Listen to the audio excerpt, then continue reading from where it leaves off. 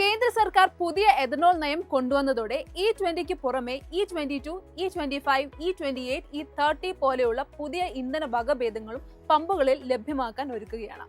അതായത് നിങ്ങളുടെ വാഹനത്തിന് എത്രത്തോളം എഥനോൾ അടങ്ങിയ ഇന്ധനം വേണമെന്ന് ഇനി നിങ്ങൾക്ക് തന്നെ തീരുമാനിക്കാം. ഇന്ത്യൻ ഓയിൽ, BPCL, HPCL എന്നിവയ്ക്കൊപ്പം ജിയോ, BP, നയാര, ഷെൽ തുടങ്ങിയ കമ്പനികളുടെ രാജ്യത്തെ പെട്രോൾ പമ്പുകളിൽ ഈ സൗകര്യം ഒരുക്കാൻ നിർദ്ദേശം നൽകിയിട്ടുണ്ട്. കേരളത്തിലും അടുത്ത മാസങ്ങളിൽ ഈ മാറ്റങ്ങൾ കണ്ടുതുടങ്ങും. എഥനോൾ അളവ് കൂടുതലുള്ള ഇന്ധനങ്ങൾക്ക് സാധാരണ പെട്രോളിനേക്കാൾ വില കുറവാകാൻ സാധ്യതയുണ്ട്. അതുകൊണ്ട് തന്നെ വാഹന ഉടമകൾക്ക് ചിലവ് കുറയ്ക്കാനും സാധിച്ചേക്കാം. പക്ഷേ ഒരു കാര്യം പ്രത്യേകം ശ്രദ്ധിക്കണം, എല്ലാ വാഹനങ്ങളിലും E25 അല്ലെങ്കിൽ E30 പോലെയുള്ള ഉയർന്ന എഥനോൾ മിശ്രിത ഇന്ധനങ്ങൾ അനുയോജ്യമല്ല.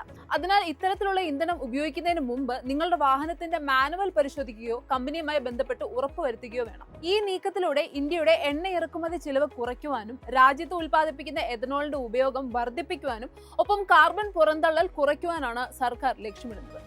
എളുപ്പത്തിൽ സമ്പാദ്യം വളർത്താം. ഇന്ന് തന്നെ മൈഫിൻ TV ആപ്പ് ഡൗൺലോഡ് ചെയ്യൂ.